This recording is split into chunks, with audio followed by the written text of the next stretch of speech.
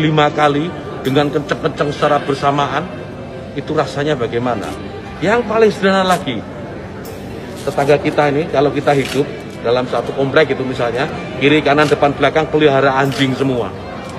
Misalnya, menggonggong dalam waktu yang bersamaan, kita ini terganggu nggak? Artinya apa? Bahwa suara-suara ini, apapun suara itu ya, ini harus kita atur supaya tidak menjadi gangguan. Ya, speaker di musola, masjid, monggo dipakai, silahkan dipakai.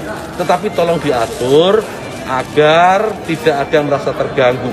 Agar niat menggunakan toa, menggunakan speaker sebagai sarana, sebagai wasilah untuk syiar, melakukan syiar tetap bisa dilaksanakan tanpa harus mengganggu mereka yang mungkin tidak sama dengan keyakinan kita. Berbeda keyakinan, kita harus tetap hargai. Itu aja intinya.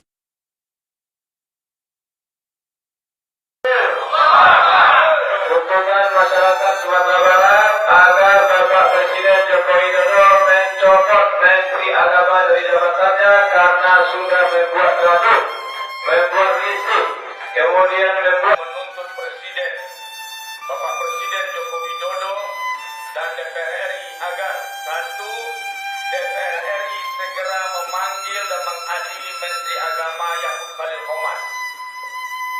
Dua, Bapak Presiden RI Joko Widodo segera mencopot Yakut Khalil Qomas dari jabatannya sebagai Menteri Agama. Tiga, agar Presiden dan DPR RI menetapkan syarat dan ketentuan Menteri Agama ke depan setidaknya sebagai berikut. Ini penting karena kita lihat studi kelayakan, kita mengkritik studi kelayakan Yakut Khalil Qomas jadi Menteri Agama. Seolah-olah tidak ada pakar agama di Indonesia ini. Seolah tidak ada pakar agama yang akademisi yang paham aturan pengelolaan negara di bidang agama. Kemudian dengan syarat A, Menteri Agama harus seorang yang faqih dan pakar Islam. B, berkualitas dan cakap mengelola tugas kenegaraan. C, mampu mengelola kepentingan rakyat di bidang agama, pengembangan dan pengangkatan dan peningkatan kualitas keagamaan. D, mampu menjaga persatuan antar umat beragama. E, tidak punya cacat pribadi. F, tidak harus NU atau Muhammadiyah dan harus bersikap melayani seluruh golongan dan kelompok secara proporsional. G, tidak mengayomi aliran sesat dan tidak merusak pemahaman umat seperti membawa misi penyebaran paham liberal. H, tidak mengangkat Menteri Agama hanya dengan pertimbangan politik, tetapi harus berdasarkan kualitas dan kepentingan rakyat. Poin 4, pemerintah dengan segala perangkat dan kewenangan harus menindak tegas para penista agama, karena hal ini dapat menimbulkan gesekan dan perpecahan. Sekarang ini ada gerakan modernisasi. Jadi Islam terus yang diusik. Jadi kayaknya kita ini sebagai mayoritas yang menghadiahkan bangsa kepada rakyat, justru kita yang dipermasalahkan terus. Segera dibuatlah gerakan modernisasi yang bertentangan dengan ajaran kita, ajaran agama kita.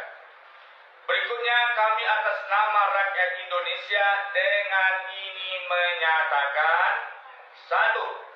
Menolak adanya wacana Presiden 3 periode. 2. Menolak pemindahan ibu kota negara.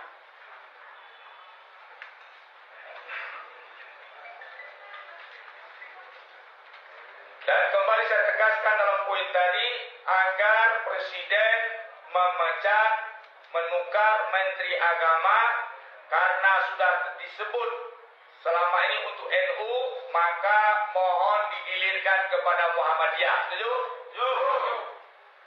Demikianlah tuntutan dan pernyataan ini kami sampaikan. Sampai suara azan akan dikecilkan oleh pemerintah. atau toa akan dilarang, maka panggilan hayya 'alas salat akan kami ganti hayya 'alal jihad. Perang di mana? Saya tanya, kalau sampai azan dilarang, siap perang? Siap perang? Maka orang yang terganggu mendengar azan, dia mesti diruqyah.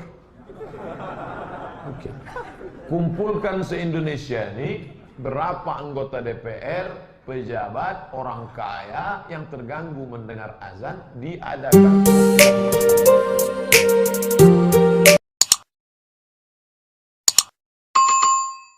suka dengan kebisingan kendaraan, jangan tinggal di pinggir jalan, betul? Kalau nggak suka dengan suara ombak, jangan tinggal di pinggir pantai, betul? Kalau nggak suka suara burung, suara monyet, jangan tinggal di tengah hutan, betul? Kalau nggak suka suara azan, jangan tinggal di pinggir masjid, jangan tinggal pinggir musola, tinggal sana di buah apa di tempat Cina-Cina sana, atau nggak pindah ke Amerika sana yang jarang ada suara azan. Di tempat-tempat orang-orang kafir saja masih terdengar suara azan. Ini Indonesia, negara yang mayoritas Islam, kok azan mau dilarang, kok suara azan mau dikecilin? Kami para pemuda-pemudi Islam tidak akan pernah kami biarkan pemerintah mengecilkan volume azan. Sekarang dikecilin, besok toanya dicopot, besok toa dicopot, besok masjidnya ditutup. Oleh karenanya kami bersumpah, kami Allah, kalau sampai suara azan akan dikecilkan oleh pemerintah atau toa akan dilarang, maka panggilan hayya 'alas salat akan kami ganti hayya 'alal jihad. Perang di mana? Saya tanya, kalau sampai azan dilarang, siap perang? Siap perang? Ustadz apabila dilarang pakai mikrofon azan karena alasan mengganggu. Bunyi azan itu apa? Lafaz Allah kan? Allahu Akbar, Allahu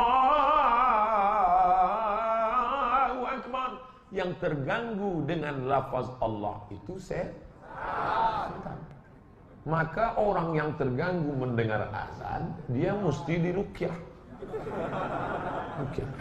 Kumpulkan se-Indonesia ini berapa anggota DPR, pejabat, orang kaya yang terganggu mendengar azan, diadakan ruqyah massal. Lokasinya kalau tak punya tempat, bawa di Masjid Nurul Islam.